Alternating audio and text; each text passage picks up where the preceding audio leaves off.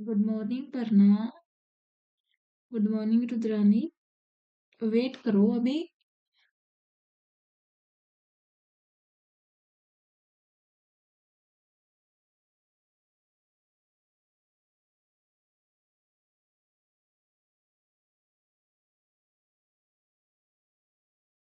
Good morning महिमा।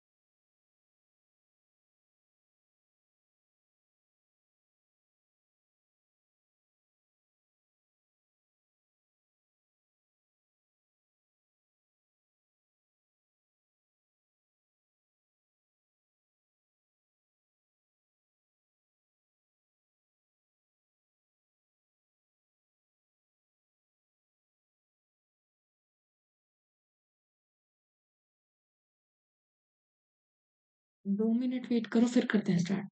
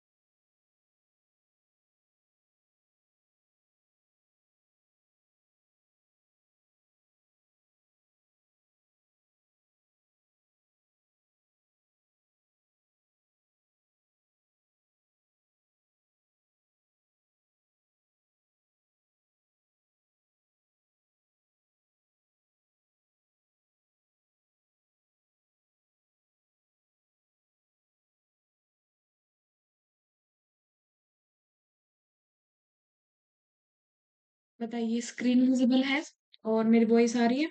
Lecture start करते हैं।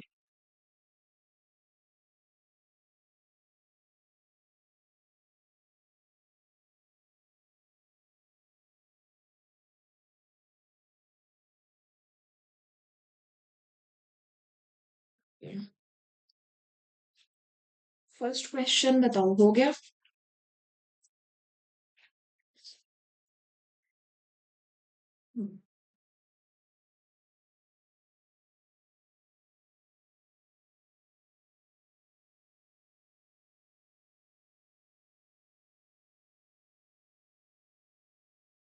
फर्स्ट क्वेश्चन बताइए। Screen clear? ओके। बी होगा। Very good.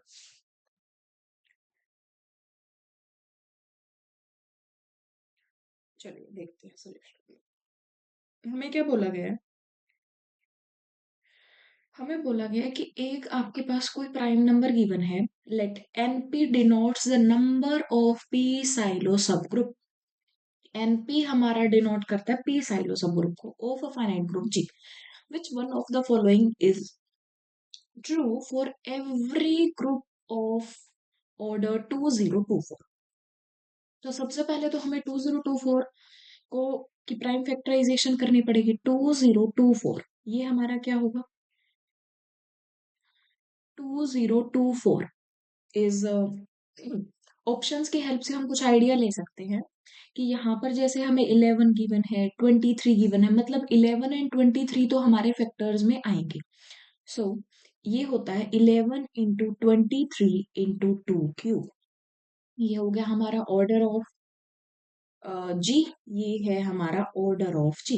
अब हमसे पूछा गया है number of 11 SSG and number of 23 SSG. So number of 11 SSG कौन सी थ्योरम है जो हमें ये बताती है? नंबर ऑफ पीएसएसजी के बारे में कौन सी थ्योरम हमें बताती है? बताइए, कौन सी साइलो थ्योरम है? तीन थ्योरम है, थर्ड।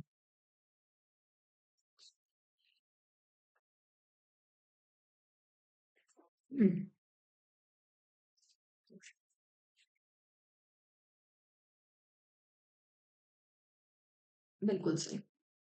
जो साइलो थर्ड थ्योरम है वो हमें बताती है कि नंबर ऑफ पीएसएसजी कितने होंगे। नंबर ऑफ पीएसएसजी इज 1 + 11t, इतने होंगे। अब जो ये 1 + 11t है ये हमारा डिवाइड करना चाहिए रिमेनिंग फैक्टर, मतलब 1 + 11t must divide 2 cube into 23। यहाँ पर जो t की वैल्यू होती है वो होती है 0, 1, 2 एंड सो ऑन। ये नंबर ऑफ पॉसिबल होता है कि इनमें से ही होंगे। नाउ अगर t की वैल्यू हम 0 रखते हैं तो 1 इसको डिवाइड करता है, ये होल्ड हो गया। अगर t की वैल्यू 1 रखी जाए तो क्या होगा? 11 × 1, 11 + 1 12, इसको डिवाइड नहीं करता। सो ये वाला नहीं होगा। t इज इक्वल्स टू 2, 1 11 × 2 22 + 1 23 इस फैक्टर को डिवाइड करता है, तो ये हमारा होल्ड होगा। आगे भी हम चेक कर सकते हैं, आगे ये किसी के लिए भी होल्ड नहीं होगा। तो only t is equals to 0 and t is equals to 2 इस वैल्यू के लिए होल्ड होगा। So number of possible 11 SSG is 1 + 11t where t is 0 and 2। तो क्या वैल्यू आ जाएगी? 1 and 23। So N11G is 1 and 23। ये हो गया हमारा करेक्ट। अब देखिए ऑप्शन की देखें तो ऑप्शन फर्स्ट में क्या कहता है? 1 होगा, ये ऑप्शन इनकरेक्ट हो गया। इसमें क्या कहता है? 23, ये हमारा इनकरेक्ट हो गया। नाउ यहाँ पर भी हमारा ओनली 23 है, ये भी इनकरेक्ट हो गया। Only second option is correct. हमें N23 काउंट करने की नीड ही नहीं हुई। हम्म, अगर हमें चेक करना है तो हम वो भी चेक कर सकते हैं। N23 is 1 + 23t where t is 0, 1, 2 and so on, such that 1 + 23 must divide 2 cube into 11। 2 cube into 11। तो यहाँ से ये t इज इक्वल्स टू 0 के लिए ओनली ये कंडीशन सेटिस्फाई करेगा, तो ओनली N23 की वैल्यू हो जाएगी यूनिक, दैट इज 1। अगर कोई भी, अब जैसे ये 23 SSG हमारा यूनिक आया है, हमें पता है कि कोई भी अगर किसी पर्टिकुलर ऑर्डर का यूनिक सब ग्रुप है तो मतलब ये हमारा नॉर्मल होगा। अगर ये नॉर्मल हुआ इसका मतलब G इज नॉट सिंपल। अगर सिंपल के रिलेटेड भी कोई ऑप्शन गिवन होता कि कोई भी ग्रुप ऑफ ऑर्डर 2024 है, वो हमारा सिंपल नहीं होता, उसके पास हमेशा एक सब ग्रुप एग्जिस्ट करता है जो कि नॉर्मल होगा। So second option is correct. बताइए, क्लियर क्वेश्चन? कोई डाउट है इस क्वेश्चन में तो बोलो।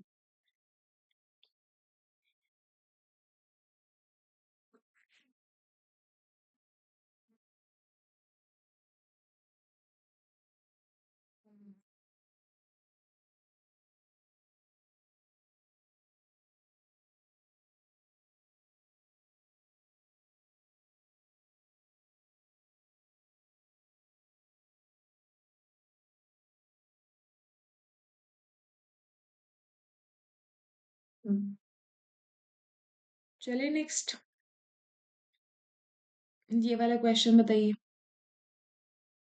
The number of group homomorphism from Z4 to S4, Z4 to S4।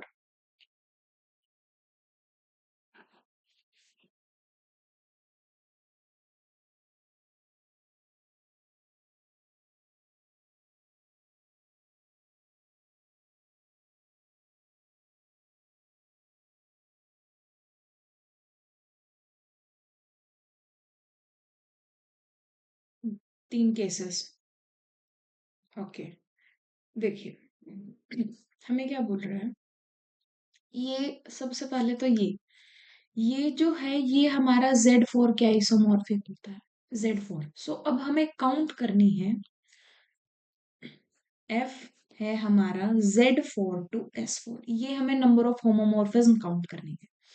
तो क्या होता है, सबसे पहले हमारा बनता है कि हम जो डोमेन है इसके नॉर्मल सब ग्रुप्स निकालें। अब ये ग्रुप हमारा एबिलियन है, अगर एबिलियन है तो इसके सभी के सभी सब ग्रुप्स नॉर्मल होंगे। अगर इसके सभी सब ग्रुप्स नॉर्मल होंगे, सो सब ग्रुप्स ऑफ Z4 के सब ग्रुप्स क्या क्या होंगे, एक होगा identity, next is H1, that is identity के साथ में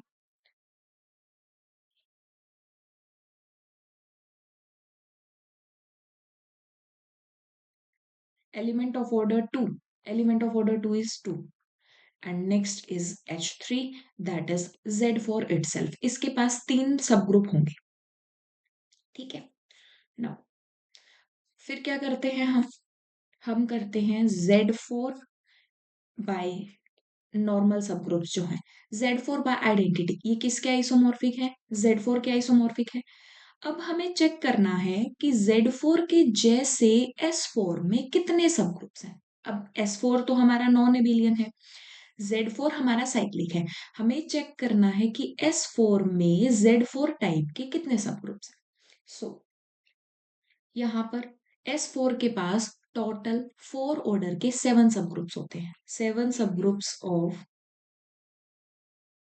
ऑर्डर 4। ऑर्डर 4 के 7 होते हैं, कैसे होते हैं, 3 + 4। ये जो 4 होते हैं ये तो होते हैं K4 टाइप, और जो ये 3 होते हैं ये होते हैं cyclic. Cyclic means Z4 type. तो टोटल कितने हैं, 3 है। तो हमने कितने मान लिया, उसकी नोटेशन दे दी हमने, N1 is 3। अब हमें चेक करना है कि हम Z4 पर कितनी ऑटोमॉर्फिज्म डिफाइंड कर पाते हैं। Z4 पर कितनी ऑटोमॉर्फिज्म हम डिफाइन कर पाते हैं, मतलब U4 की कार्डिनलिटी कितनी होती है, 2। सो हमने M2 को नाम दे दिया 2। सो इन दोनों का प्रोडक्ट कर देते हैं, दैट इज 6। नेक्स्ट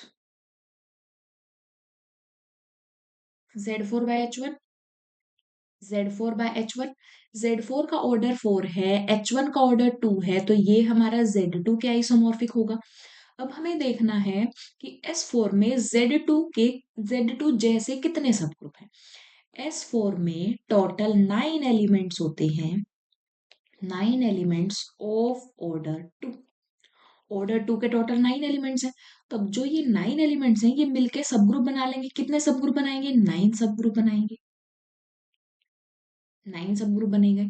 तो यहां से N2 की वैल्यू आ गई 9। अब हमें देखना है कि हम Z2 पर कितनी ऑटोमॉर्फिज्म डिफाइन कर पाते हैं। Z2 की ऑटोमॉर्फिज्म होती है, ऑटोमॉर्फिज्म का ग्रुप होता है U2। U2 की कार्डिनलिटी क्या होगी, 1 होगी। सो M2 is 1, तो इनका प्रोडक्ट आ गया 9। नेक्स्ट इज Z4/Z4, ये किसके आइसोमॉर्फिक, आइडेंटिटी के।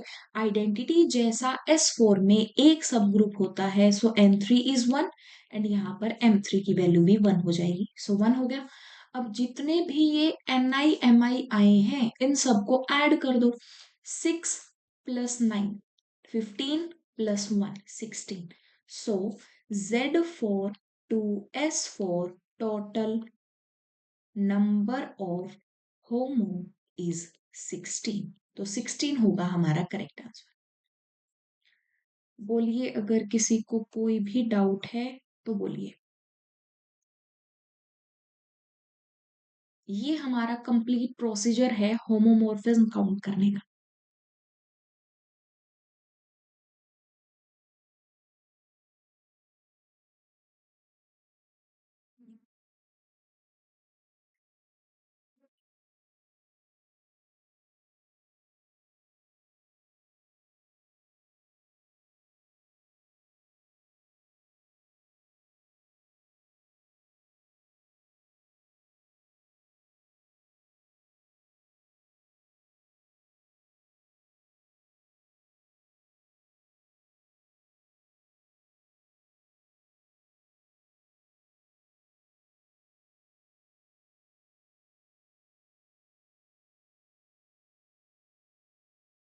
बाकी बताइए, क्लियर वॉइस? यहाँ से ठीक है वॉइस।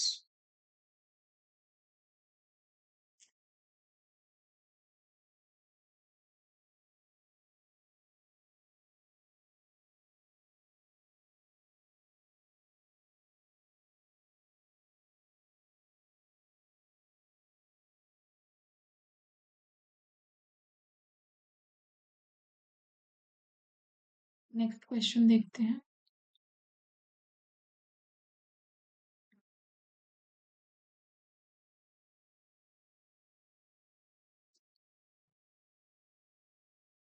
ये वाला क्वेश्चन, ये बताइए क्या आंसर आया इसका।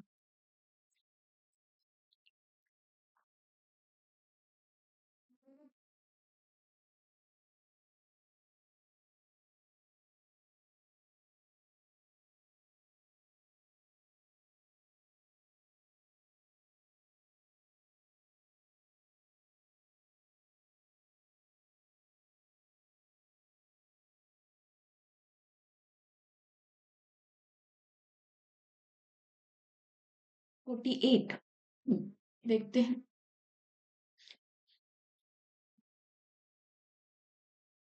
Late F3 be the field of exactly 3 elements. 3 element की फील्ड हमें F3 गिवन है। The number of elements in Gl2 F3। Gl2 F3 में कितने एलिमेंट्स होंगे? ये हमारा एक ग्रुप बनता है, जनरल ग्रुप बनता है, जिसमें हमारी इनवर्टिबल मैट्रिसेस का कलेक्शन होता है, मल्टीप्लिकेशन के रिस्पेक्ट में बनता है। तो इसकी कार्डिनैलिटी का एक डायरेक्ट फॉर्मूला होता है, वो हमें पता होना चाहिए। सो cardinality of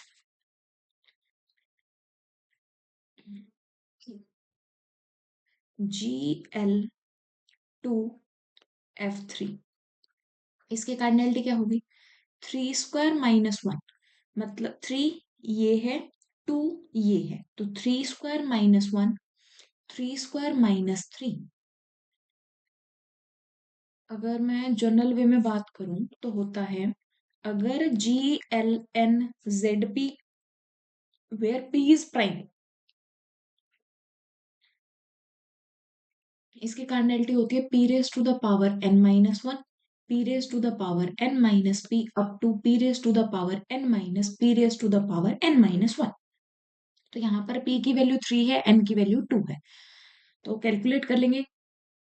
9 - 1 is 8, 9 - 3 is 6, so 8 into 6 is 48। सो इसका करेक्ट आंसर हो जाएगा 48।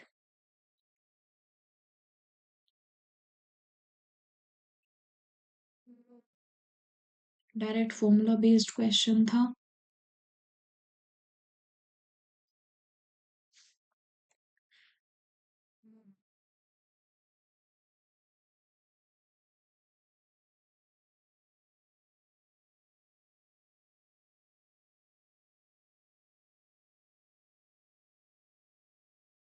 ये बताइए।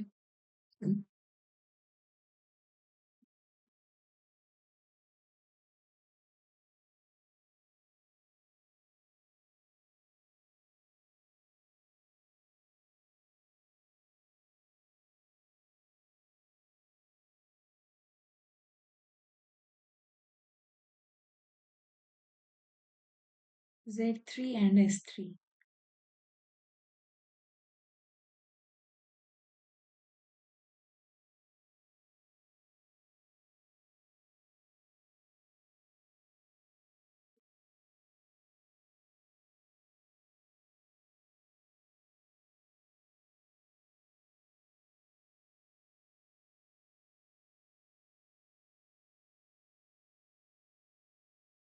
किसी ने इसको जनरल वे में करने की कोशिश की है? बिल्कुल जनरल वे में।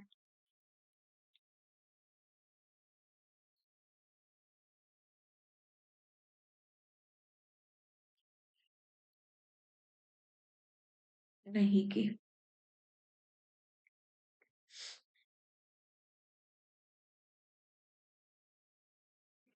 चलिए देखते हैं। आपने ठीक बोला कि जो Z3 और S3 होते हैं वो अब तक हमें नॉन है, जिनकी क्लास में 3 एलिमेंट होते हैं। जैसे Z3 में होते हैं क्लास में 3 एलिमेंट नहीं होते, नंबर ऑफ कॉन्जुगेसी क्लासेस 3 होता है। S3 में होता है 1 + 2 + 3। ठीक है, अब हम इसको जनरल वे में करते हैं। जनरल वे में देखिए, लेट, अगर 3 कॉन्जुगेसी क्लासेस हैं इसका मतलब 1 + x + y, एक एलिमेंट तो सेंटर में जाएगा ही जाएगा, इतना तो हमें कंफर्म है। अब बाकी दो जो है क्लासेस, उनकी कार्डिनलिटी हमने मान ली x एंड y। ठीक है, अब 1 + y को रखा एक side, order of g - x, इस तरीके से हमने अरेंज किया ना। अब हमें ये पता है कि cardinality of class of any element divides order of G, मतलब किसी भी एलिमेंट की जो क्लास होती है वो हमारे ग्रुप के ऑर्डर को डिवाइड करती है, इतना हमें पता है। अब x is the cardinality of a class and y is also cardinality of a class. So इसका मतलब x हमारा order of g को डिवाइड करता है, x हमारा खुद को डिवाइड करता है, इसका मतलब जो x है वो हमारा order of g minus x को डिवाइड करेगा। अब इसकी वैल्यू क्या है? 1 + y, इसका मतलब जो x है वो हमारा 1 + y को डिवाइड करता है। इतना हमें पता चला यहां से। सिमिलरली सिमिलरली अगर मैं इसी टर्म को अरेंज कर दूं, अरेंज कैसे कर दूं? 1 + x is order of g - y, इसको मैंने अरेंज कर दिया। अब अगर मैंने इसको अरेंज कर दिया तो y हमारा ऑर्डर ऑफ g को डिवाइड करता है, y खुद को डिवाइड करता है, इसका मतलब y हमारा डिवाइड करेगा ऑर्डर ऑफ g - y को। इट मीन्स y हमारा डिवाइड करेगा 1 + x को। यहां से हमने कहा कि x हमारा डिवाइड करता है 1 + y को, यहां पर हमने कह दिया कि y हमारा डिवाइड करता है 1 + x। क्या इतना समझ में आया?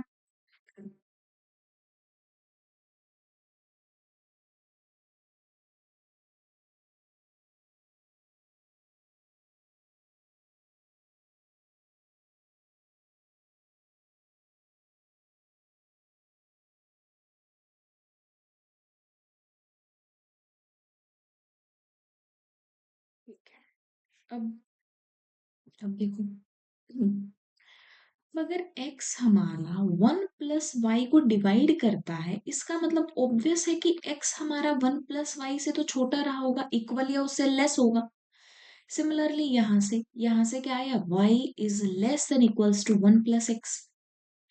यहाँ हम कह रहे हैं कि x is less than equal to 1 + y।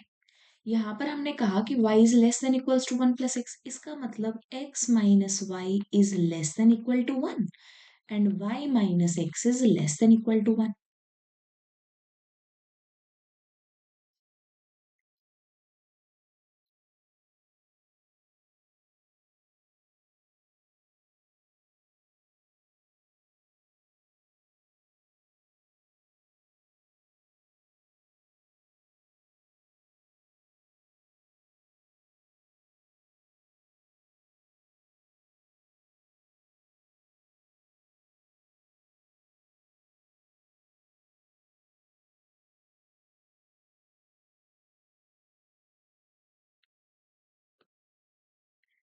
अब यहाँ से क्या इम्प्लीकेशन आ रही है? यहाँ से हमें ये पता चल रहा है कि mod of y - x is less than equal to 1।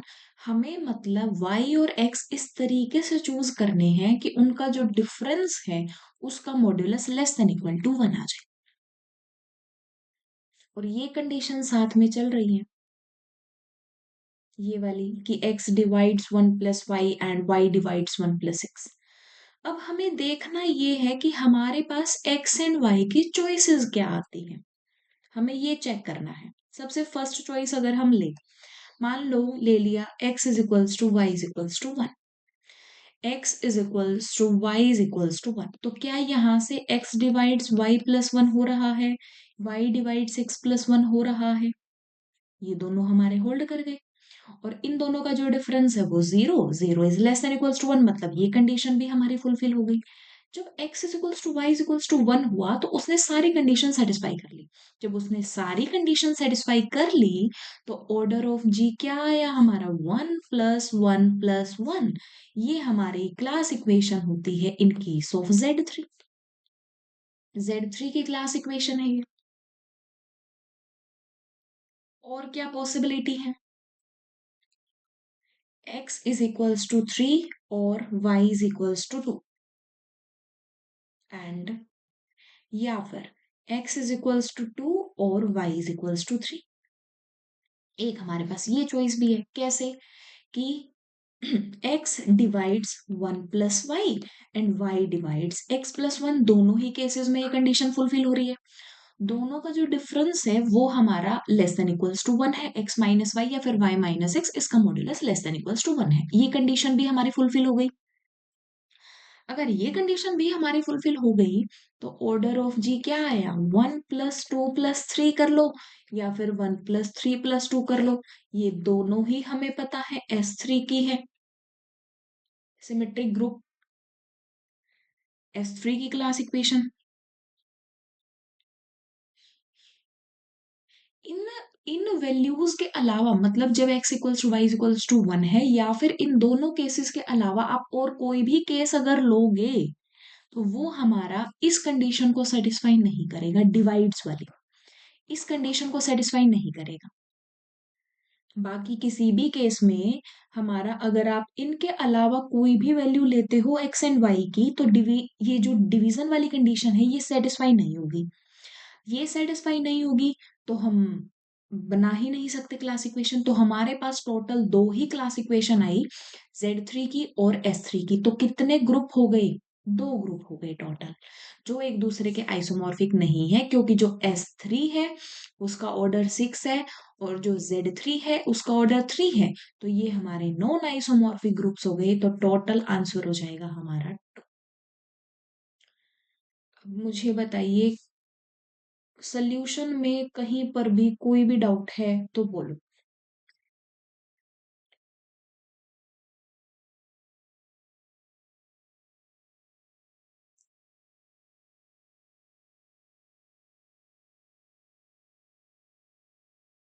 Otherwise हम आगे चलते हैं।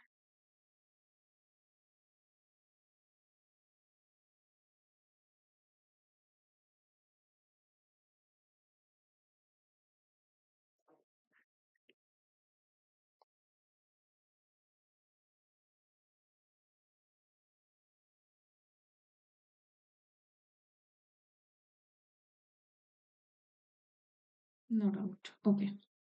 ये वाला क्वेश्चन बताइए फिर।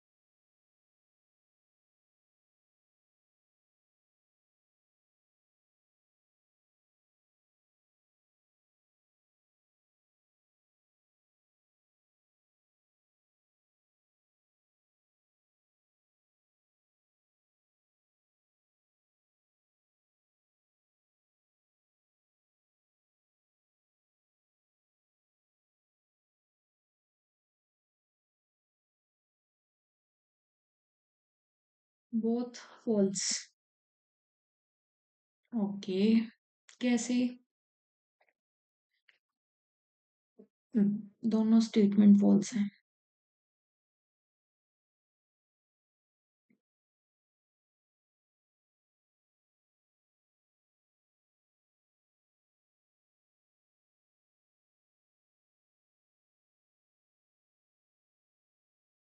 अच्छा, सेकंड का सोल्यूशन हो चुका है क्लास में।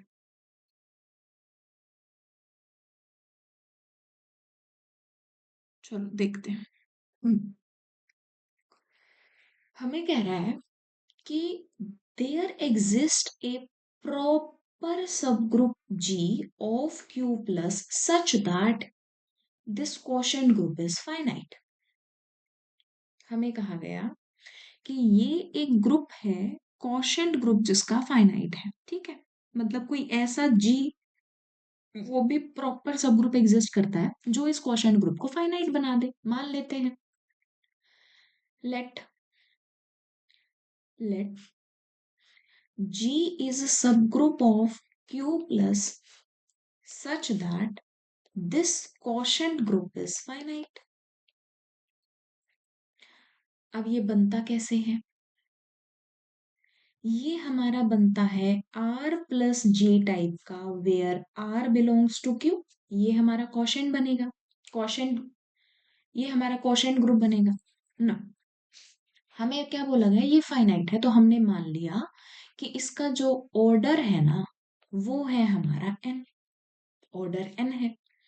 अब अगर ऑर्डर n है, इसका मतलब क्या है कि जितने भी ये एलिमेंट्स आएंगे, जितने भी इस टाइप के एलिमेंट आएंगे, अगर मैं उनको n टाइम्स ऑपरेट कर दूं तो वो आइडेंटिटी दे देंगे। आइडेंटिटी होती है G, for all R belongs to Q. ये कंडीशन सेटिस्फाई होगी ना। ये कैसे ऑपरेट होगा? N R plus G is equal to G for all R belongs to Q. इसका मतलब, अब आपको ये चीज पता है कि अगर कोई भी h प्लस ए हमारा h के इक्वल है, इसका मतलब जो ये a है वो हमारा h में बिलोंग करता है। सिंपल सी बात है ये। तो यहां पर जब एन आर प्लस जी हमारा जी के इक्वल है, इसका मतलब है कि जो एन आर है ये हमारा जी में बिलोंग करता है। ये इम्प्लाइज इम्प्लाइड बाय कंडीशन है, for all R belongs to Q. अब ये आर हमारा क्यू में है और ये कंडीशन सभी आर के लिए होल्ड हो रही है जो हमारी क्यू में है। इसका मतलब क्या, यहां से ये कहा जा सकता है एन क्यू, ये अब मैंने क्यू ले लिया, N Q is subset of G, क्योंकि ये कंडीशन सभी के लिए होल्ड होगी। जो भी आर हमारे रेशनल से आएंगे, सेट ऑफ रेशनल नंबर से आएंगे, तो वो हमारा जी में बिलोंग कर जाएगा। इसका मतलब जो एन क्यू होगा वो हमारा जी का सबसेट होगा। और जो ये एन है ये हमारा नेचुरल नंबर है। ठीक। तो मैं एन क्यू को एक बार डिफाइंड कर दूं। N Q is the N Q such that Q belongs to Q, ये होगा। अब जी हमारा खुद प्रॉपर है क्यू का, तो यहां से आपको क्या लग रहा है?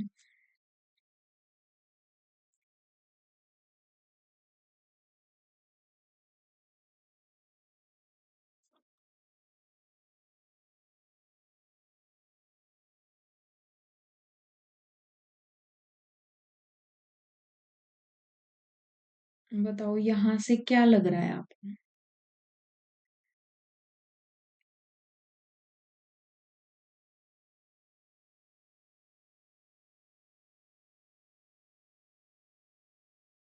जी इज इक्वल्स टू क्यू, बिल्कुल ठीक। यहां से implication I G is equals to Q, but हमने ये कहा कि जी कैसा है, स्टेटमेंट में ही बोला गया है कि जी कैसा है, प्रॉपर, बट यहां पर तो इम्प्रॉपर हो गया। इट मीन्स ये कंडीशन हो गई फॉल्स। फॉल्स, तो फर्स्ट स्टेटमेंट हो गई हमारी फॉल्स, ये है फॉल्स। नेक्स्ट बताइए अब। नेक्स्ट कहता है there exist a sub group G of Q plus such that this quotient group is isomorphic to Q plus. मतलब कि ऐसा कोई जी एग्जिस्ट करेगा जिसके लिए ये जो क्वोशंट ग्रुप आप बनाओगे वो आपका साइक्लिक बन जाए। ये वाली प्रॉपर्टी मैंने क्लास में डिस्कस की हुई है। बताइए।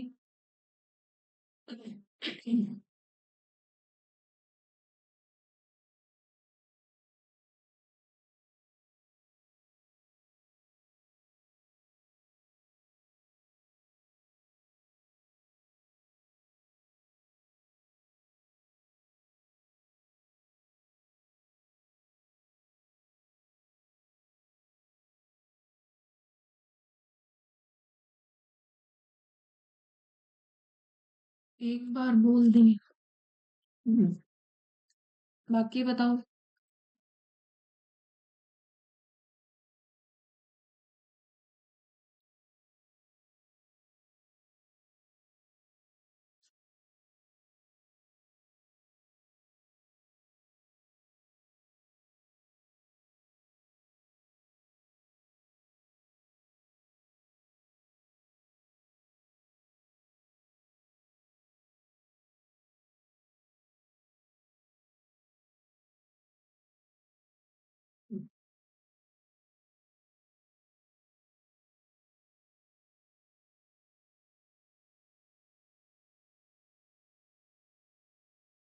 बाकी बताइए।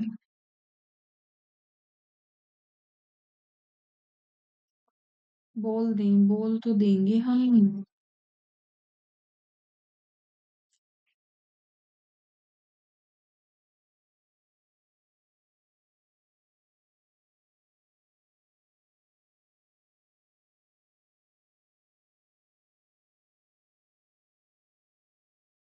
There exists a subgroup G of Q plus such that this is isomorphic to। हाँ, सेकंड स्टेटमेंट फॉल्स है, बट कैसे है मुझे वो जानना है,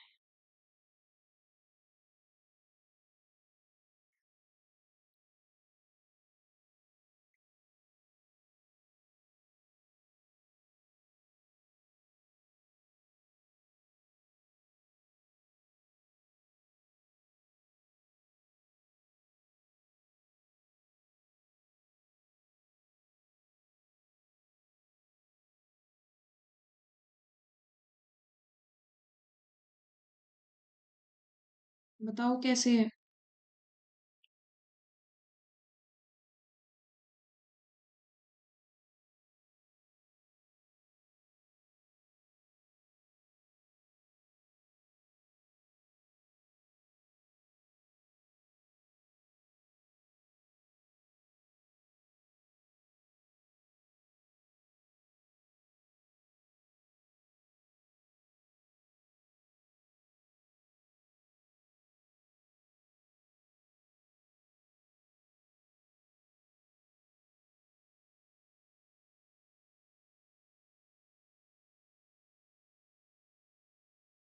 बताइए तन्मय जी आप।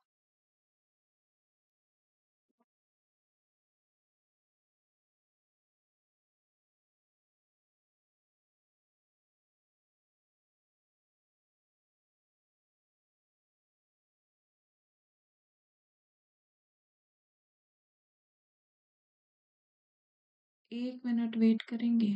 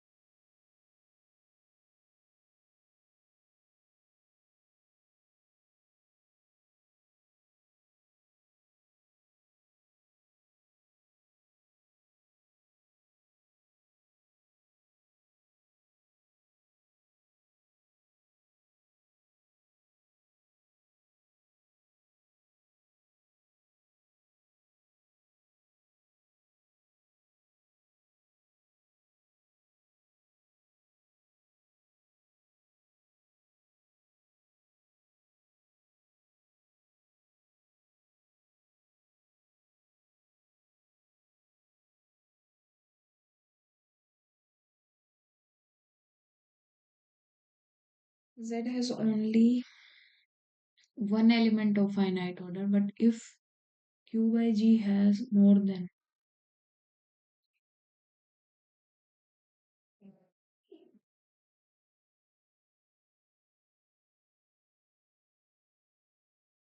हम्म क्यू के पास ऐसा कोई सब ग्रुप एग्जिस्ट ही नहीं करता जिसके लिए क्यू बाई जी हमारा साइक्लिक बन जाए।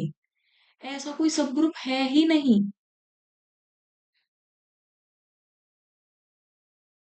तो ये स्टेटमेंट हमारी फॉल्स है। इसके पास कोई भी ऐसा सब ग्रुप एग्जिस्ट नहीं करता जो हमारा क्यू बाई जी को साइक्लिक बना दे।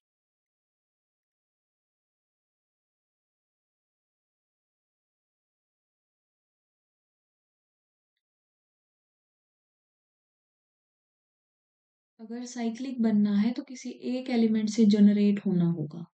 तो हमें क्यू के सारे सब ग्रुप्स को आइडेंटिफाई करना पड़ेगा कि इसके पास किस टाइप के सब ग्रुप। इनफाइनाइट ग्रुप है, सारे सब ग्रुप्स नहीं हो सकते, मतलब कुछ किस टाइप के सब ग्रुप्स इसके पास एग्जिस्ट करते हैं। तो ये दोनों ही स्टेटमेंट हमारी फॉल्स है।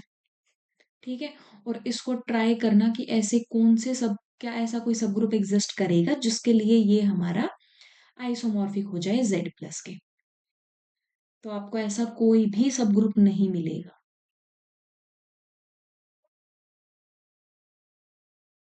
ठीक है, फिर भी अगर डाउट आए तो पूछ लेना।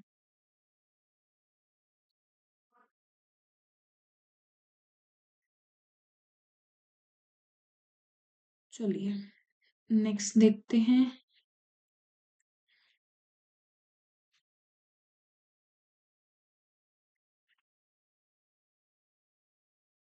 ये क्वेश्चन बताओ, हो गया?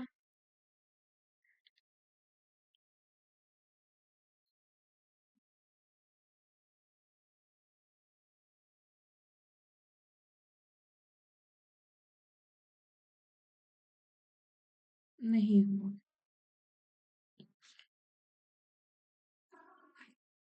क्यू के पास ऐसा कोई सब ग्रुप एग्जिस्ट नहीं करता जिसके लिए वो quotient group of Q with the help of G वो आपका साइक्लिक बन जाए। ऐसा सब ग्रुप नहीं एग्जिस्ट करता। तो वो स्टेटमेंट हमारी फॉल्स हो जाएगी। नहीं हुआ ये वाला। Okay.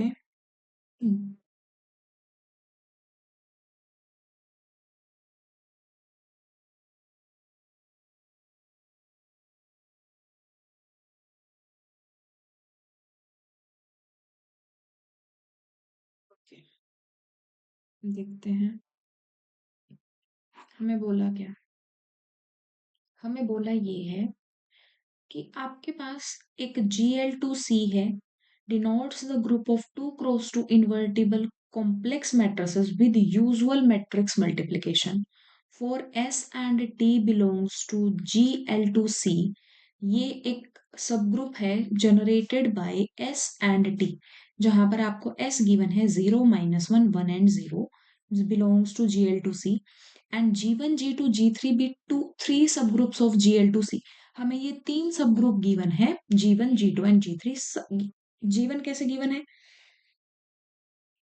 G1 is generated by S and T1, G2 is generated by S and T2, G2 is generated by S and T3, जहां पर आपको T1 T2 T3 डिफाइंड किए गए हैं।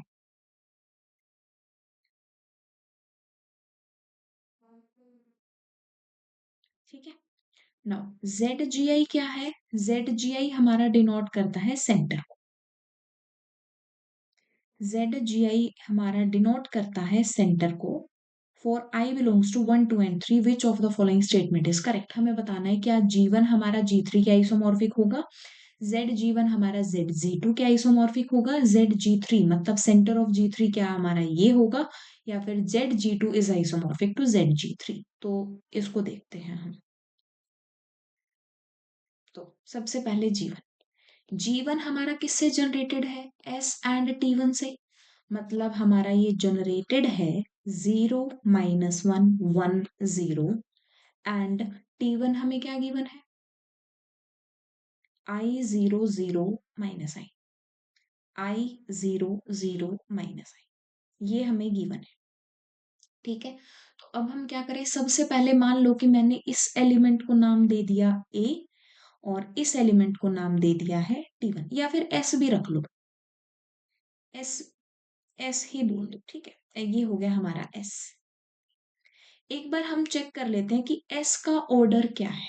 S एस स्क्वायर क्या है, 0 - 1 1 0, 0 - 1 1 0।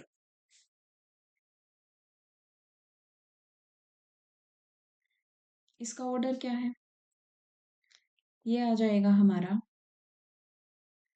-1 0 0 - 1। ये कैसा है, माइनस ऑफ आइडेंटिटी है, मतलब एस स्क्वायर की वैल्यू -i है, मतलब s⁻⁴ की वैल्यू i होगी। इट मीन्स कि जो ऑर्डर है वो हमारा क्या होगा,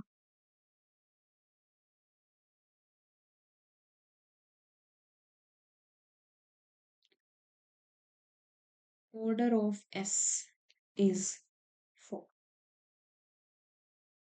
s का ऑर्डर हो गया हमारा 4। सिमिलरली t का ऑर्डर फाइंड करो। वेट वेट वेट, हाँ ठीक, ये i है, हाँ ठीक है, यहाँ पर i है, बाय मिस्टेक -i लिखा गया, ये i है, ठीक है। अब इसका ऑर्डर फाइंड करो क्या होगा, जो सेकंड एलिमेंट है t, इसका ऑर्डर फाइंड।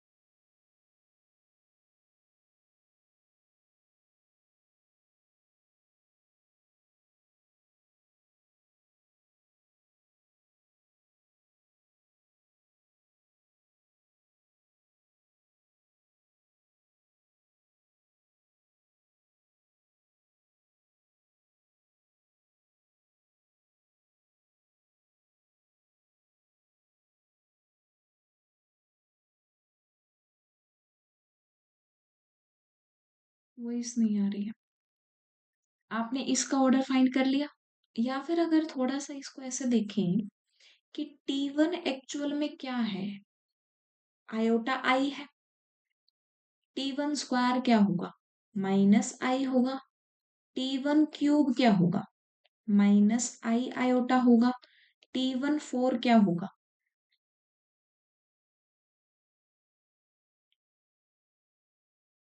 T1 4 हो जाएगा हमारा i। इस तरीके से बनेगा। नाउ अब हम अगर जीवन बनाने की कोशिश करें तो जीवन कैसा बनेगा, जीवन जीवन हमारा जनरेट हो रहा, वॉइस, इस, एक सेकेंड, जीवन हमारा क्या होगा,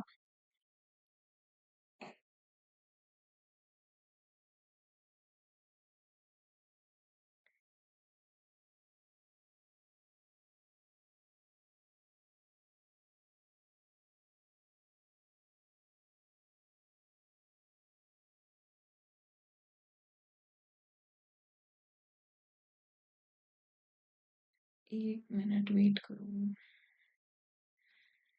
यहाँ पर हमारा, वेट,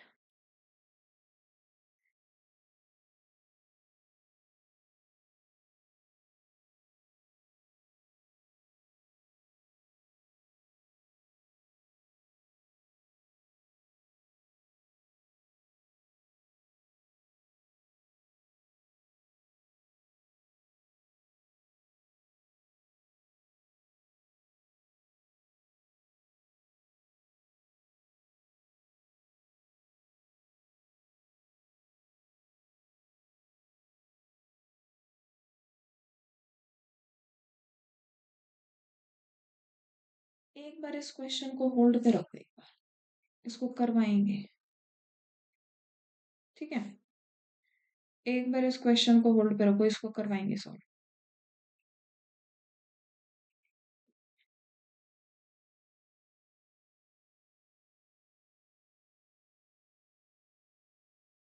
अभी नेक्स्ट चलते हैं, इसको जल्दी ही सॉल्व कर पाएंगे।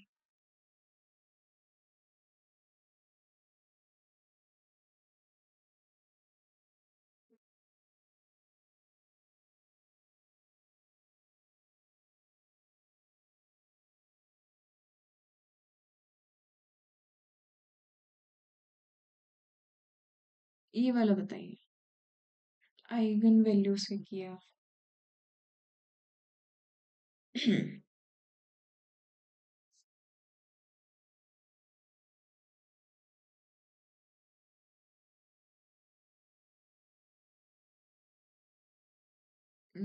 लास्ट क्वेश्चन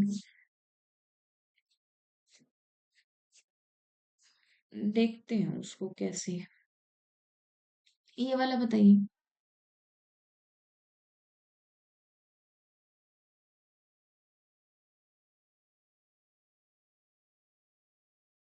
हम्म,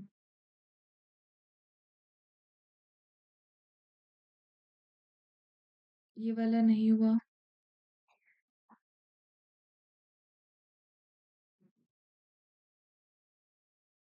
क्यों स्टेटमेंट पढ़ दे।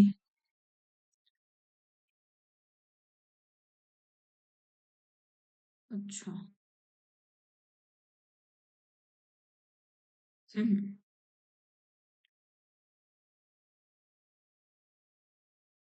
क्यों स्टेटमेंट में। नहीं, क्वेश्चन में ऐसे ही गिवन है, जो पेपर में है वो यही गिवन है, kernel phi then A.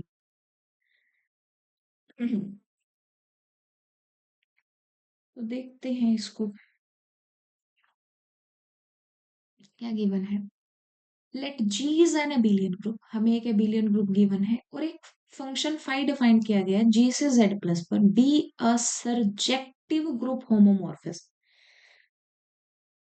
Late one is equals to phi A for some A belongs to G, मतलब ए कोई एलिमेंट है जिसको हमारा वन पे मैप किया गया है। नाउ हमें दो स्टेटमेंट कंसीडर करनी है। First one is for every ji belongs to G there exist an n belongs to z such that g a raised to the power n belongs to kernel phi। हमें बताना है कि for every g belongs to g एक n exist करेगा such that g a raised to the power n हमारा kernel में चला जाए। तो फर्स्ट स्टेटमेंट में कहा गया है, सबसे पहले मैं लिखती हूँ कि जो जो हमें गिवन इन्फॉर्मेशन है, एक फाई हमारा कोई फंक्शन है जी से जेड प्लस पर, ये हमारा सरजेक्टिव ग्रुप होमोमॉर्फिज्म है।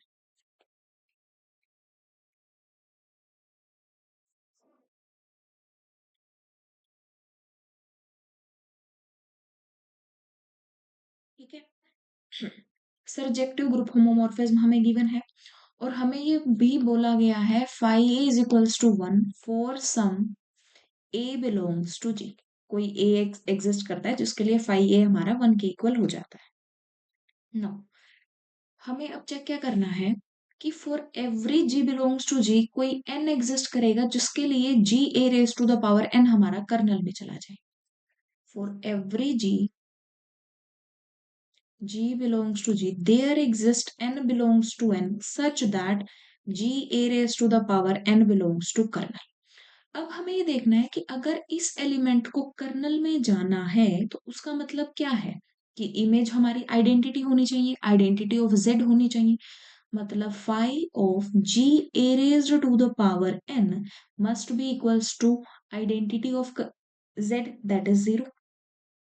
अब हमें पता है कि जो फाई है वो एक होमो है, अगर फाई एक होमोमॉर्फिज्म है इसका मतलब phi ji plus phi of a raised to the power n this equals to 0। तो ये क्या हुआ, phi ji plus n phi of a is equal to 0। अब हमें पता है phi of a की वैल्यू क्या है। phi of a की वैल्यू हमें 1 गिवन है। So phi g into n is equals to 0, ये प्लस है, तो n की वैल्यू क्या आ गई, phi of g। या यहाँ अगर हमने कंसिडर किया,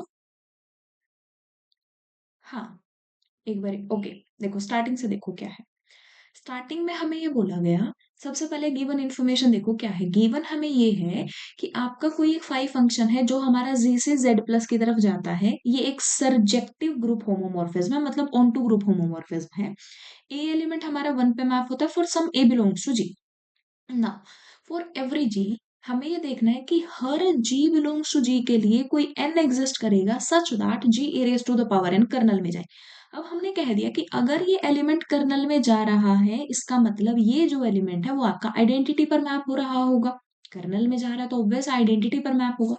तो हमने होमो लगाया, यहाँ पर क्या है, होमो लगाया तो ये स्प्लिट हो गया, स्प्लिट हुआ, ये पावर जो है, जो f of a raise to the power n होता है, इसका मतलब होता है f of a raised to the power n, और इसका मतलब होता है fa टोटल n टाइम्स, ये होता है n टाइम्स। ठीक है, तो ये हमने यहाँ पर ऑपरेट किया, यहाँ पर ऑपरेट किया, फाई ऑफ a की वैल्यू रखी दैट इज 1, तो n की वैल्यू आ गई -5g। मतलब कि आपका g एलिमेंट जहां पर भी मैप हो रहा होगा 5g, उस g के आगे नेगेटिव साइन लगा दो, वो हमारा n एग्जिस्ट कर जाएगा। ऐसा n, अब ये वाला क्लियर हुआ। मतलब कि ये जो एलिमेंट है g A raise to the power n, ये हमारा कर्नल में चला जाएगा। मतलब हमें हमेशा हर एलिमेंट के लिए कोई ना कोई n जरूर एग्जिस्ट कर जाएगा, जिसके लिए j a raise to the power n हमारा कर्नल में चला जाए। तो ये स्टेटमेंट तो हुई हमारी ट्रू। बताओ फर्स्ट स्टेटमेंट में अगर कोई डाउट है तो बोलो।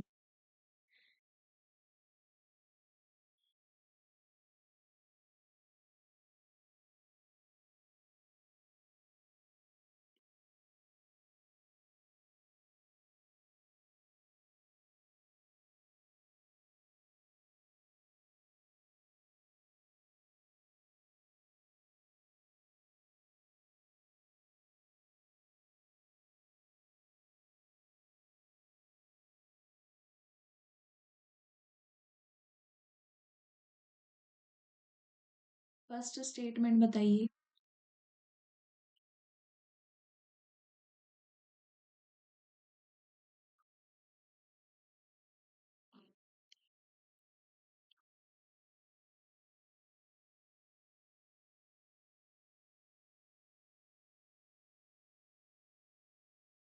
बोलिए जल्दी।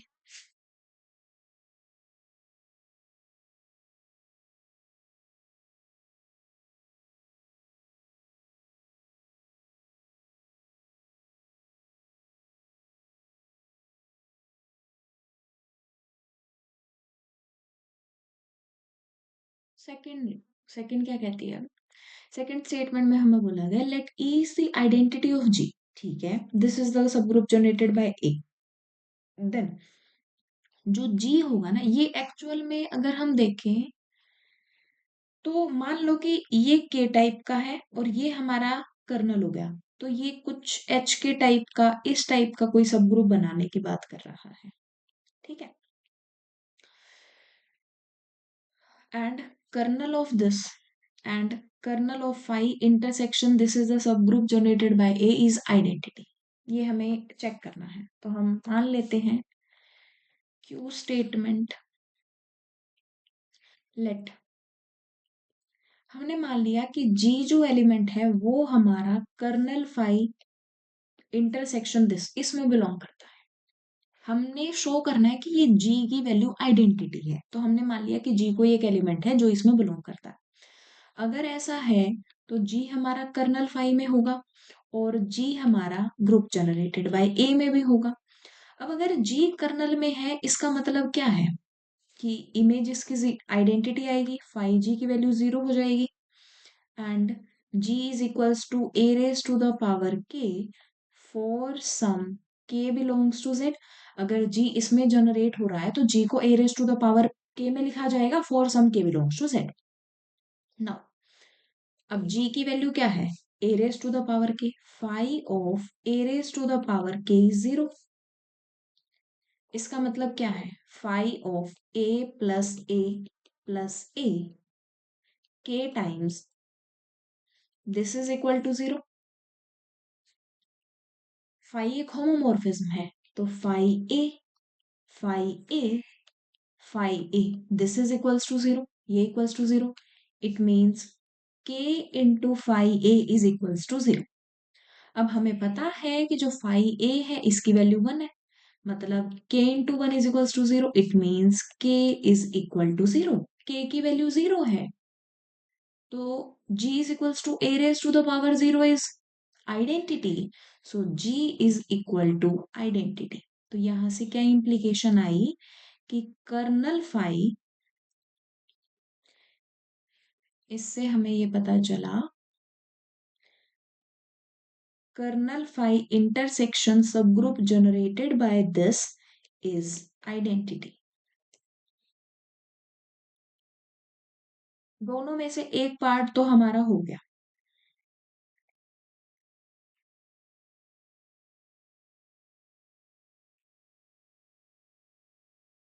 अब हमें ये शो करना है कि जो G है वो हमारा प्रोडक्ट है कर्नल का and the sub group generated bye A का.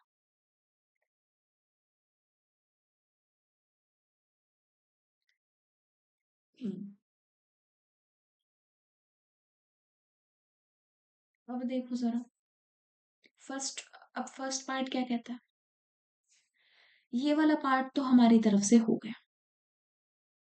अब हमें कहता है कि जो G है वो इसके इक्वल है. अब हम देखते हैं एक बार. हमें ये दिखाना है G is equals to kernel phi into group generated by this. ये हमें शो करना है. ठीक है. अब एक बात सोचो. ये एक बार अगर मैं इसकी बात करूं, ये किस टाइप का है? ये कुछ G इंटू एच टाइप का बनेगा where G belongs to kernel phi and H belongs to group generated by a. कुछ इस टाइप का है. अब आप ये देखो कि जो फाई है वो आपकी होमो है G से Z पर. ठीक है. जो ए एलिमेंट है, ये वाला ए एलिमेंट, ये कंप्लीट हमारा जी में बिलोंग करता है. ठीक है. जी भी हमारा, ये भी हमारा जी में बिलोंग करेगा. क्लोजर से ये वाले एलिमेंट जितने भी आएंगे वो सभी के सभी हमारे इसमें बिलोंग करेंगे. सो जी ग्रुप होने की वजह से, जी हमारा ग्रुप है तो हमें यहां से इतना तो पता चल गया कि जो kernel phi into group generated by a this is a subset of G. एक स्टेप तो हुआ ही. Finite abelian theorem.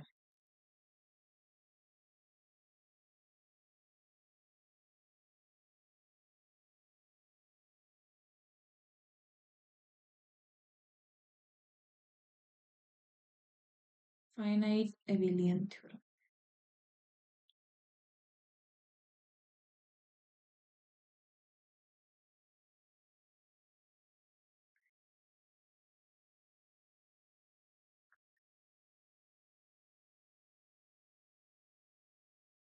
स्टेटमेंट बताना उसकी, फाइनाइट एबिलियन थ्योरम की.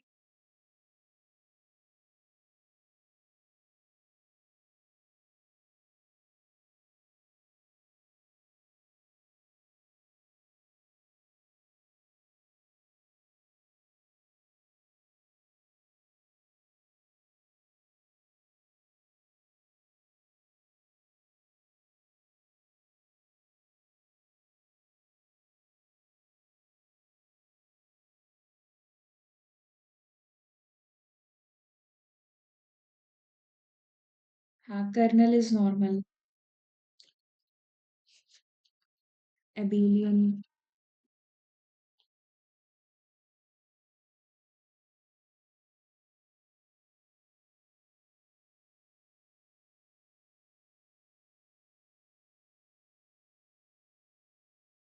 फाइनाइट एबिलियन में ये होता है कि कोई भी फाइनाइट एबिलियन ग्रुप है तो आप उसको direct product of cyclic groups में लिख सकते हो।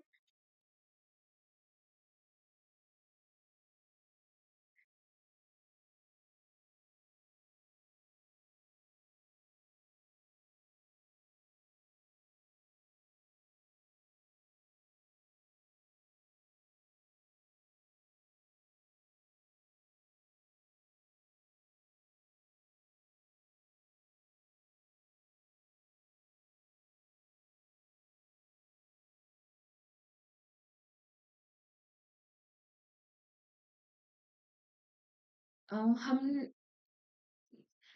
इसको नॉर्मली प्रूफ करके देख लेते हैं ना। वो हमारा जो आप कह रहे हो उसका मतलब होता है कि जी अगर कोई भी फाइनाइट है, एबिलियन है, तो आप इस जी को प्रोडक्ट में लिख सकते हो, ZP1 raise to the power R1, ZP2 रेज टू द पावर R2, ऐसे।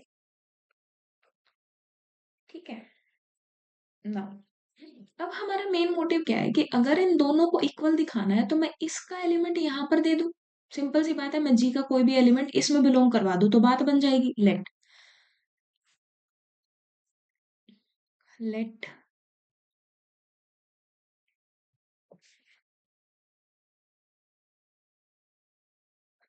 इसका कोई एलिमेंट G and H। एक काम करते हैं, हम यहाँ पर थोड़ा नोटेशन चेंज कर देते हैं।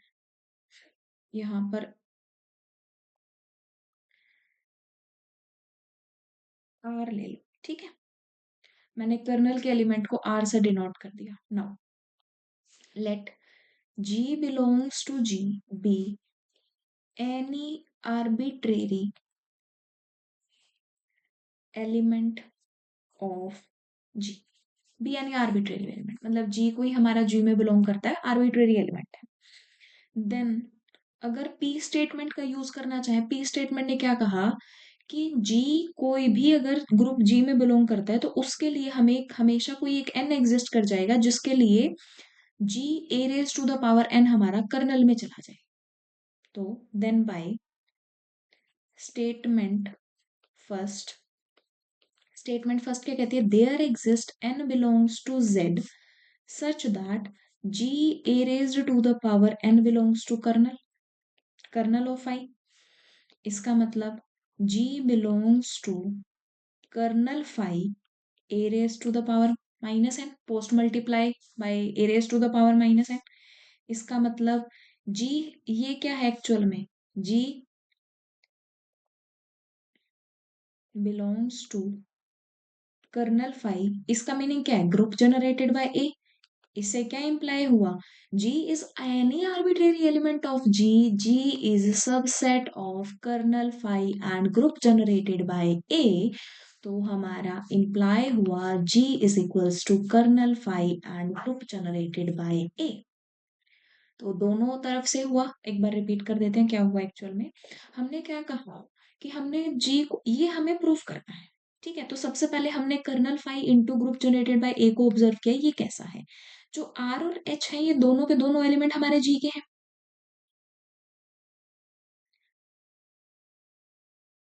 ये दोनों हमारे जी के एलिमेंट्स हैं। अगर जी के एलिमेंट है, जी ग्रुप है, तो क्लोजर से ये बिलोंग कर जाएगा। क्लोजर से अगर ये बिलोंग करा तो ये स्टेटमेंट आ गई हमारी। यहां से ये आने के बाद मैंने ग्रुप जी का कोई भी आर्बिट्रेरी एलिमेंट ले लिया।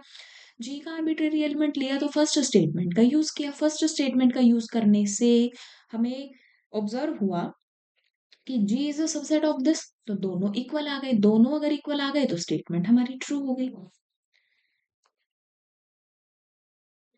सो दोनों स्टेटमेंट हमारी करेक्ट है। P and Q both are correct.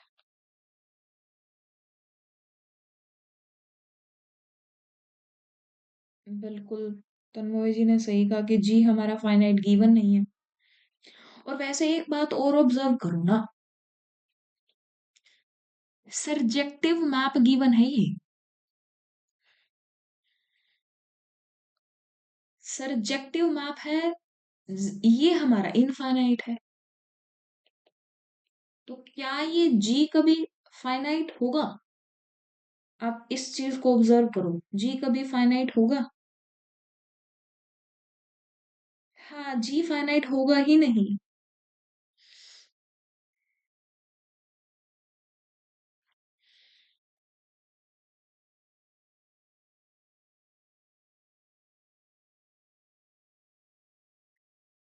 Question में कोई डाउट, सोल्यूशन में किसी भी टाइप का कोई भी डाउट है तो बोलो, हमने इसको प्रूफ से किया है।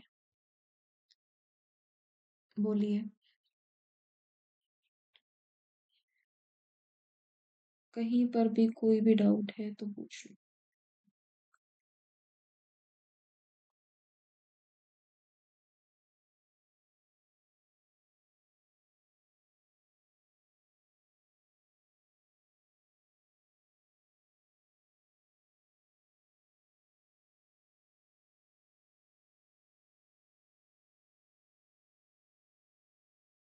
बाकी सब क्वेश्चन हो गए।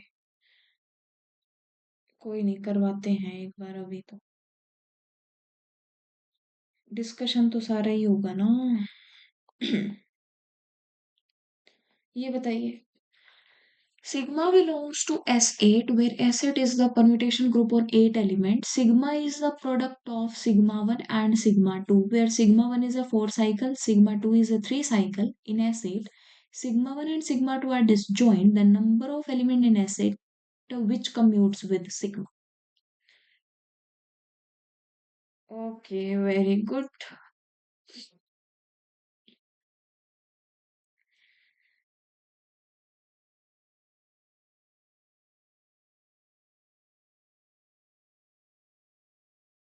देखो, इसमें सबसे पहले ऑब्जर्व करना है कि सिग्मा कैसा गिवन है। सिग्मा आपको क्या बोला गया है, दो साइकिल्स का प्रोडक्ट है, सिग्मा 1 सिग्मा 2। जहां पर जो ये सिग्मा 1 है ये 4 साइकिल है, ये हमारा 3 साइकिल है, और S8 पर बात कर रहा है। मतलब अगर हम ऑब्जर्व करना चाहें तो जो ये सिग्मा है ना, इसका पार्टीशन है 1 + 4 + 3। ये पार्टीशन है, 1 + 4 + 3 लिख लो, या 1 + 3 + 4 लिख लो, बात वही है ना। हमें चेक करने हैं कि इस टाइप के एलिमेंट कितने होते हैं, नंबर ऑफ एलिमेंट। इस टाइप के एलिमेंट कितने होंगे, 8 फैक्टोरियल / 4 × 3। इतने एलिमेंट होंगे इस टाइप के। ठीक है, हमें क्लास ऑफ सिग्मा बनानी है।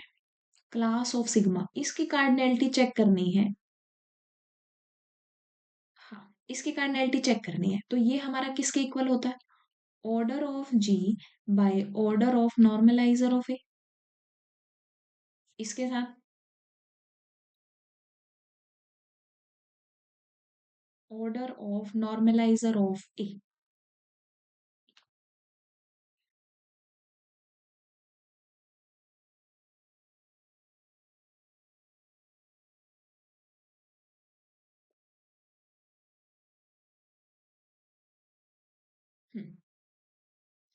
अब यहाँ एक एस एन की एक खास बात ये होती है कि एस एन में अगर कोई सिग्मा किसी पर्टिकुलर पार्टीशन का है, तो वो सभी के सभी जितने भी एलिमेंट है, सारे के सारे एलिमेंट हमारे कॉन्जुगेट होते हैं। मतलब जैसे यहाँ पर सिग्मा, इतने एलिमेंट है सिग्मा टाइप के, तो ये सारे एलिमेंट कॉन्जुगेट होंगे। मतलब this is equals to number of elements which are conjugate to sigma. Sigma के कॉन्जुगेट कितने एलिमेंट है, 8 फैक्टोरियल / 3 × 4। सो 8 7 6 5 4 3 2 / 3 × 4, इसको कैलकुलेट कर लेंगे तो हमारा आंसर आ जाएगा। जितने भी पर्टिकुलर टाइप की सिग्मा का जो पार्टीशन है, उस पार्टीशन के जितने एलिमेंट होंगे वो सभी हमारे कॉन्जुगेट क्लास ऑफ सिग्मा में आ जाएंगे। तो इसको कैलकुलेट कर लेना। ठीक है, नेक्स्ट क्वेश्चन की तरफ मूव करते हैं।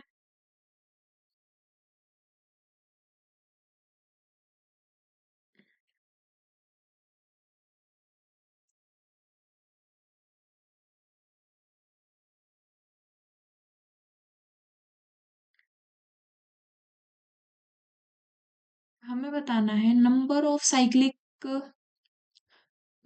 सब groups of a cyclic group of order 12। 12 order के, एक 12 ऑर्डर का कोई साइक्लिक ग्रुप है, उसके कितने सब ग्रुप्स होंगे। साइक्लिक ग्रुप ऑफ ऑर्डर 12 है, मतलब Z12 के आइसोमॉर्फिक है। Z12 के सब ग्रुप्स होते हैं number of divisor. Number of divisor, कितने डिवाइजर हैं? 1 2 3 4 6 एंड 12। टोटल है हमारे 6 डिवाइजर्स, तो 6 इज द आंसर। मतलब ओवरऑल टाउ ट्वेल्व की वैल्यू निकाल लो, तो वो होता है हमारा नंबर ऑफ डिवाइजर। और साइक्लिक ग्रुप है तो number of divisor is equals to number of cyclic sub group.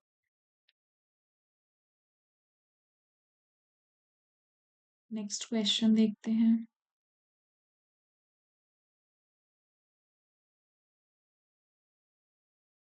ये वाला क्वेश्चन बताइए कि number of non isomorphic abelian groups of order, आपको एक ऑर्डर ऑफ ग्रुप गिवन है, उसमें आपको non isomorphic abelian groups count करने हैं। हाँ बिल्कुल ठीक है उसका।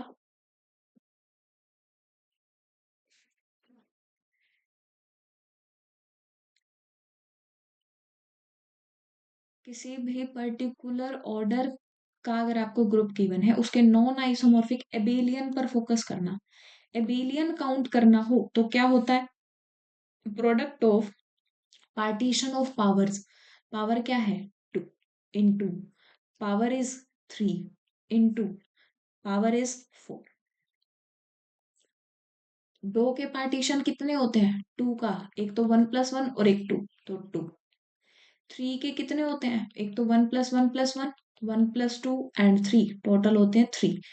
4 के 1 + 1 + 1 + 1, 1 + 1 + 2, 1 + 3, 4 एंड 2 + 2, टोटल होते हैं 5। 6 × 5 is 30, so 30 is the correct answer। कि आपके पास 2² 3³ 5⁴ के एबिलियन जो होंगे वो होंगे हमारे 30। Very good. नेक्स्ट देखते हैं।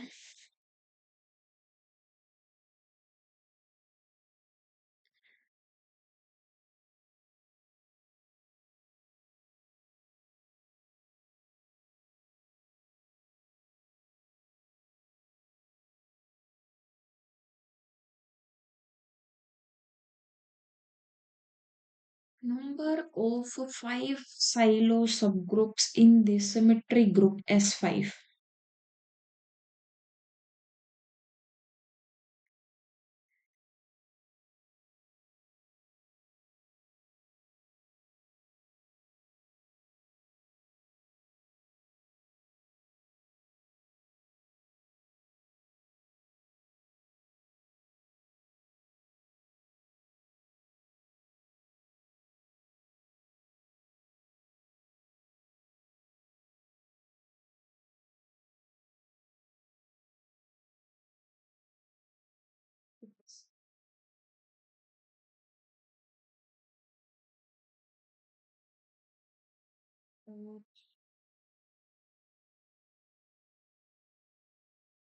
अर्ना एंड रिया, आप बताइए।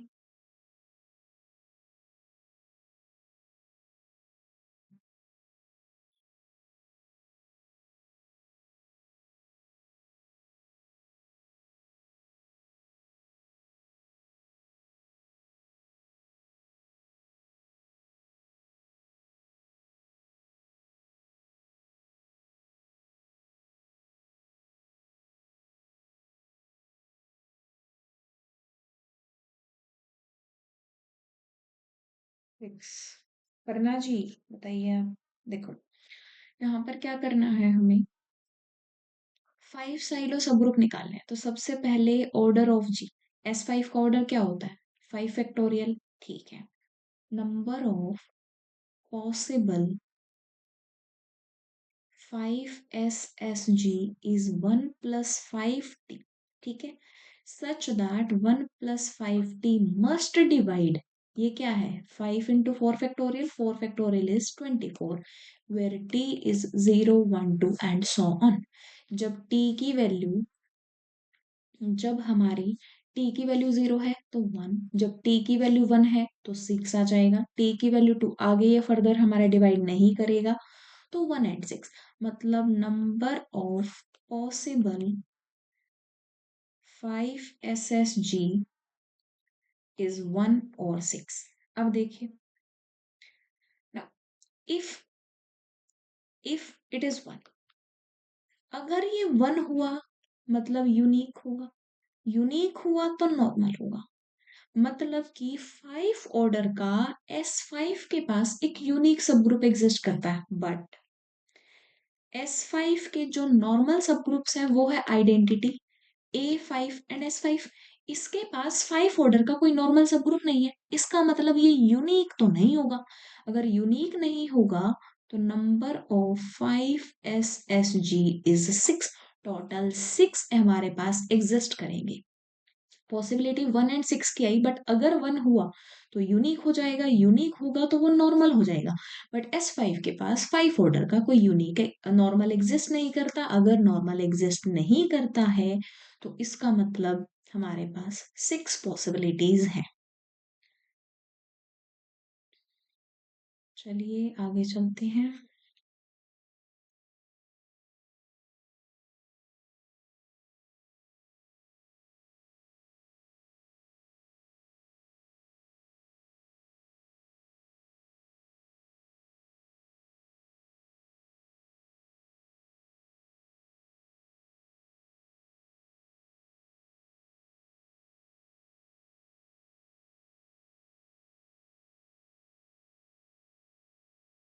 ये वाला बताइए।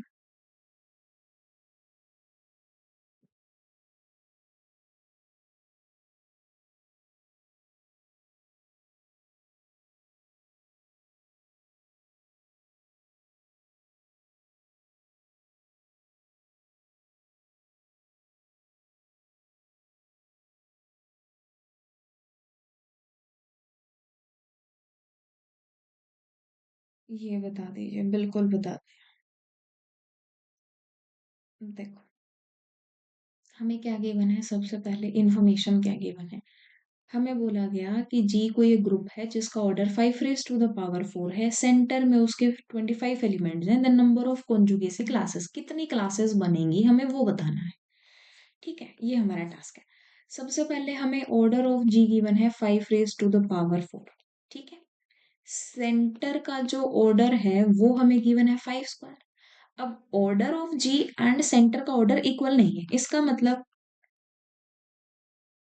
जी हमारा नॉन एबिलियन है। अब जी हमारा नॉन एबिलियन है और कोई भी ए जो हमारा सेंटर में बिलोंग नहीं करता उसका अगर नॉर्मलाइजर बनाया जाएगा तो वो हमारा जी का प्रॉपर सबग्रुप होगा। ये प्रॉपर सबग्रुप जी का बनेगा। अब अगर ये प्रॉपर सबग्रुप बनेगा तो Z G center is proper subgroup of normalizer which is proper subgroup of G. इसका ऑर्डर 5 स्क्वायर गिवन है, इसका order 5 raised to the power 4 given है। इट मीन्स कि नॉर्मलाइजर का जो ऑर्डर है वो होगा हमारा 5 क्यूब। नॉर्मलाइजर का ऑर्डर हो गया हमारा 5 क्यूब। ठीक है, अब मैं क्लास इक्वेशन के बारे में बात करते हैं। अब यहां से एक और, हाँ, हमें ये भी पता है cardinality of class of a is order of G by order of N a. क्या है, 5 raised to the power 4 by 5 cube और a does not belongs to center, मतलब जो भी एलिमेंट हमारे सेंटर में नहीं आते उनके लिए उनके लिए ये होगा, मतलब 5। तो जो भी एलिमेंट सेंटर में नहीं है उन सभी एलिमेंट की क्लास में 5 एलिमेंट्स आएंगे। अब क्लास इक्वेशन लिखते हैं। क्लास इक्वेशन क्या है, 5 raised to the power 4। सबसे पहले तो वो एलिमेंट लिख लो जो हमारे सेंटर में आते हैं, 1 + 1 + 1। कितने टाइम्स, जितने एलिमेंट सेंटर में है, मतलब 5 स्क्वायर टाइम्स। और जो एलिमेंट सेंटर में नहीं है उन एलिमेंट की क्लास में 5 एलिमेंट्स आते हैं।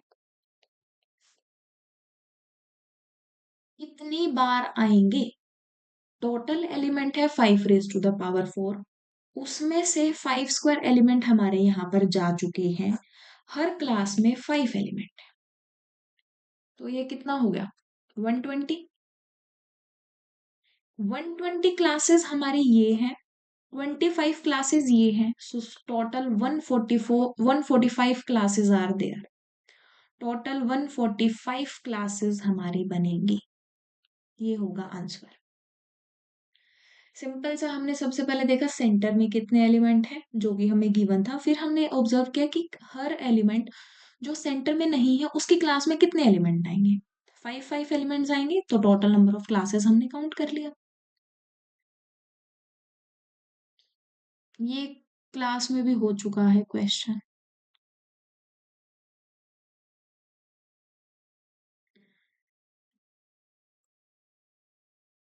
ये वाला क्वेश्चन बताइए।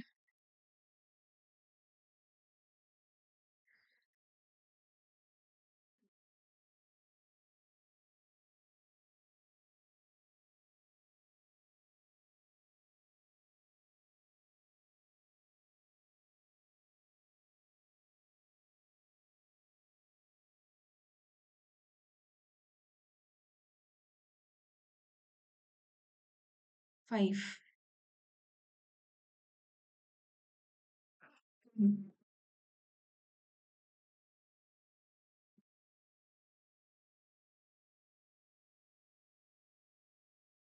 The number of cyclic subgroups of quaternion group Q8 generated by A and B such that A raised to the power 4 is 1, A square is equal to B square, and BA is equals to A cube B.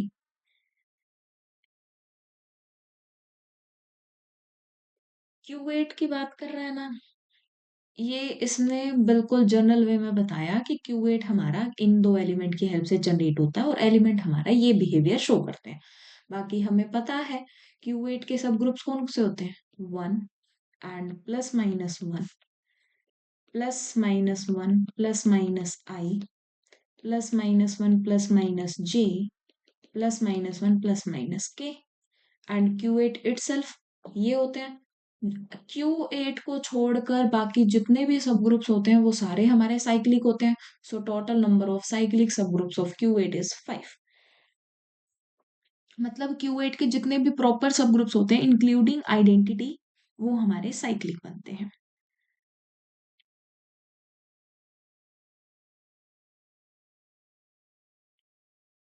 चलिए next question देखते हैं।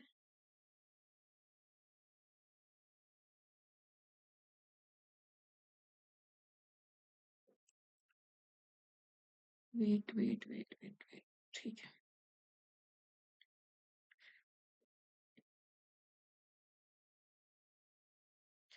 Number of elements of order 3 in S6 symmetric group में 3 order के element हमें बताने हैं। अनमोई का 38 आ रहा है। अच्छा 80, ओके। बाकी बताइए।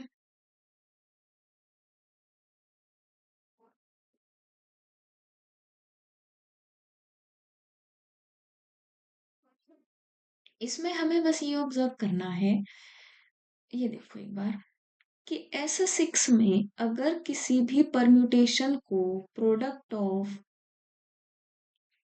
साइकिल्स लिखा गया है, डिसजॉइंट साइकिल्स, इस बात का ध्यान रखिए, प्रोडक्ट ऑफ डिसजॉइंट साइकिल लिखा गया है तो ये जो साइकिल्स होती हैं इनकी लेंथ का एलसीएम जो होता है वो आपका ऑर्डर होता है इसका, ठीक है।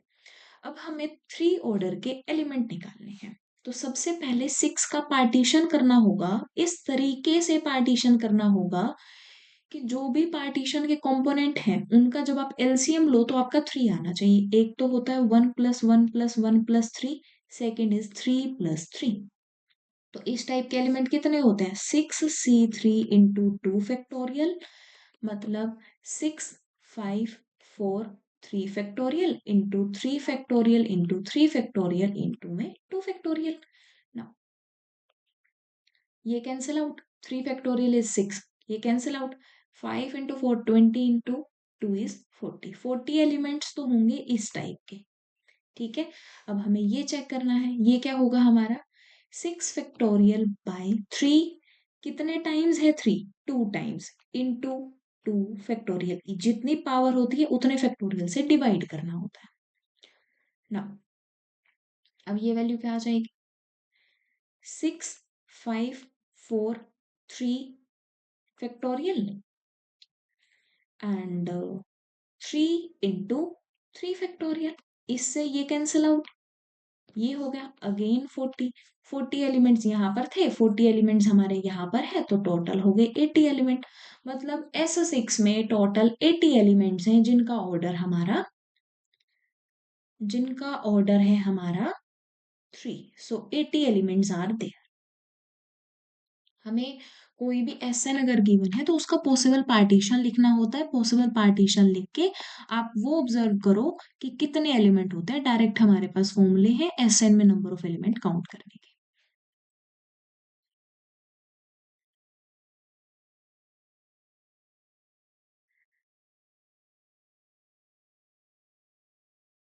ये वाला बताइए,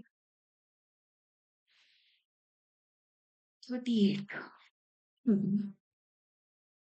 अच्छा, वो पहले आपने उसका आंसर बता दिया था 38।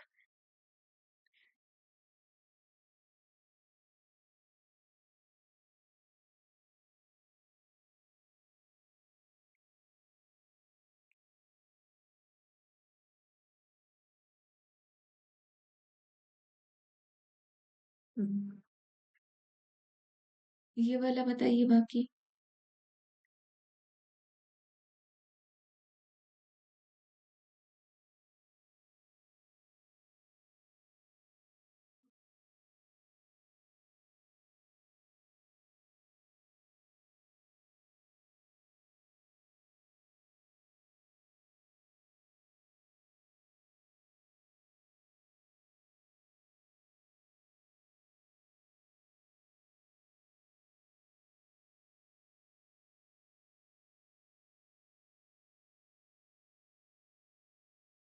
बढ़िया, ठीक है, देखते हैं हमें क्या कह रहा है।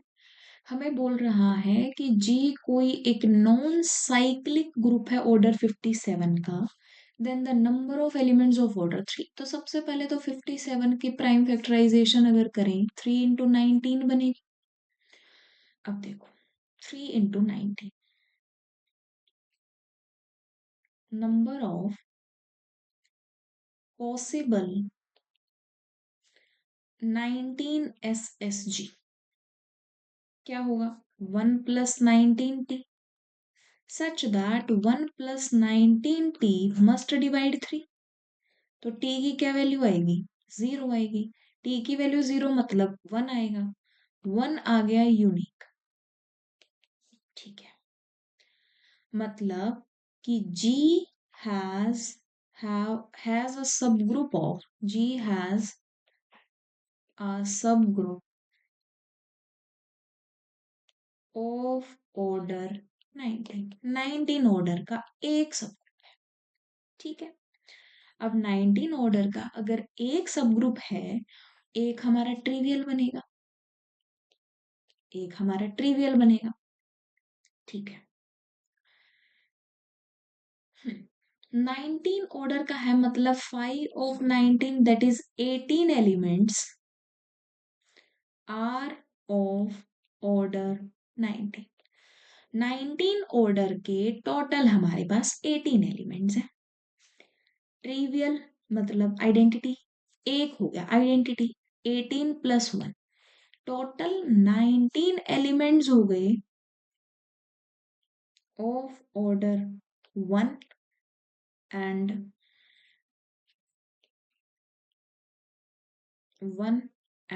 19। अब हमें ये पता है कि order of element divides order of group, element का ऑर्डर ग्रुप के ऑर्डर को डिवाइड करेगा। तो अब हमारे पास कौन कौन सी पॉसिबिलिटी है, ओनली 3। तो जो रिमेनिंग एलिमेंट्स होंगे, रिमेनिंग मतलब 57 - 9 19 एलिमेंट्स आर ऑफ ऑर्डर 3।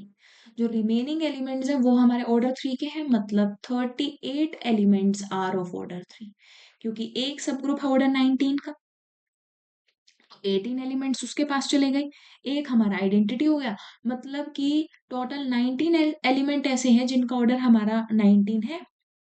और 1 है। तो जो रिमेनिंग एलिमेंट्स होंगे उनका ऑर्डर हमारा 3 होना चाहिए और कोई उसके पास चॉइस नहीं है। So total 38 elements are there. So 38 elements are of order 3। अब अगर क्वेश्चन में ये पूछ ले कि number of sub groups of order 3 तो कितने होंगे? ऑर्डर 3 के सब ग्रुप्स कितने होंगे?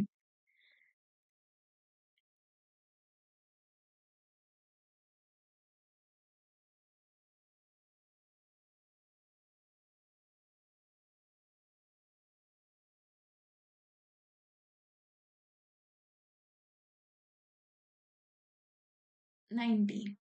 हाँ बिल्कुल।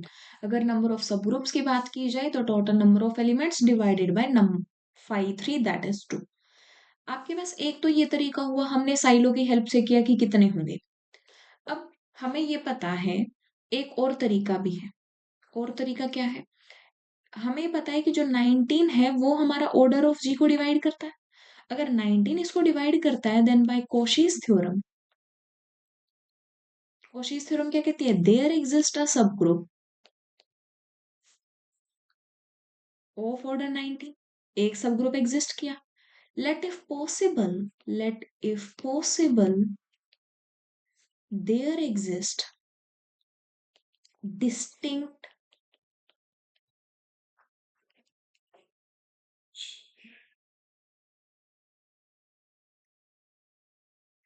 वैसे जो कोशी है वो हमें एलिमेंट के बारे में बताती है, बट ये प्राइम है तो साइक्लिक आ जाएगा। हम यहाँ पर लिख भी देते हैं देयर एग्जिस्ट एन एलिमेंट। अगर 19 ऑर्डर का कोई एलिमेंट है तो वो हमारा सब ग्रुप भी तो देगा, क्योंकि प्राइम है ये। प्राइम है तो 19 ऑर्डर का एक सब ग्रुप भी मिलेगा। Let there exist a distinct sub group of order 90। अगर मान लो कि कोई एक अनदर सब ग्रुप एग्जिस्ट किया 19 ऑर्डर का, इसको हमने नाम दे दिया के, और इसकी हेल्प से जो बनेगा उसको दे दिया एच। अब अगर ये डिस्टिंक्ट है तो जो एच इंटरसेक्शन के है वो आपका आइडेंटिटी हो जाएगा। नाउ एच के की कार्डिनलिटी क्या होगी? Order of H into order of K divided by order of H intersection K. Now order of H is 19, 19 बाय 1, ये हमारा ग्रुप के ऑर्डर से एक्सीड कर गया, स्ट्रिक्टली ग्रेटर हो गया। जबकि जो एच के होता है वो हमारा सबसेट होगा ऑर्डर ऑफ जी का, मतलब ये पॉसिबल नहीं है। मतलब जो हमने कंसीडर किया कि ग्रुप के पास 19 ऑर्डर का कोई अनदर सब ग्रुप एग्जिस्ट करेगा, वो पॉसिबल नहीं है। तो यहां से भी हम कह सकते हैं देयर एग्जिस्ट यूनिक सब ग्रुप ऑफ ऑर्डर 19। यहाँ पर 19 ऑर्डर का यूनिक सब ग्रुप एग्जिस्ट करेगा। अगर 19 ऑर्डर का यूनिक है तो आइडेंटिटी को और हटा दो, जो रिमेनिंग एलिमेंट्स होंगे उनका ऑर्डर 3 होगा, तो उससे आप नंबर ऑफ एलिमेंट्स काउंट कर सकते हैं। बताइए अगर कोई भी डाउट है तो बोलिए।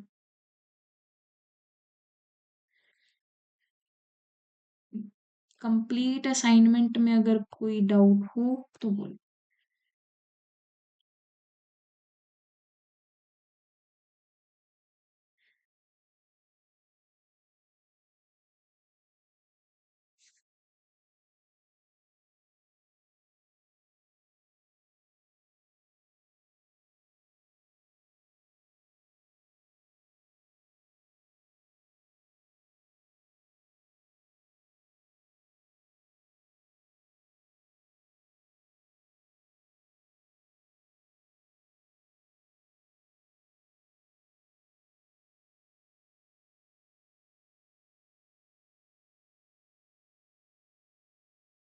किसी को भी हो कोई डाउट तो बोलो।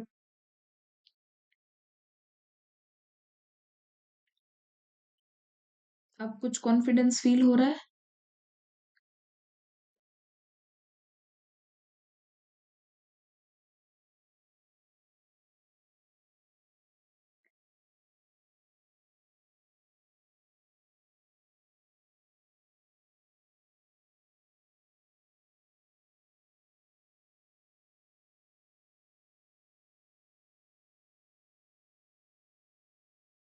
बस प्रैक्टिस करते रहो क्वेश्चंस की और बहुत अच्छे से तैयारी करो। ठीक है, चलिए मिलते हैं जल्दी ही। Bye, take care, have a good day. Bye.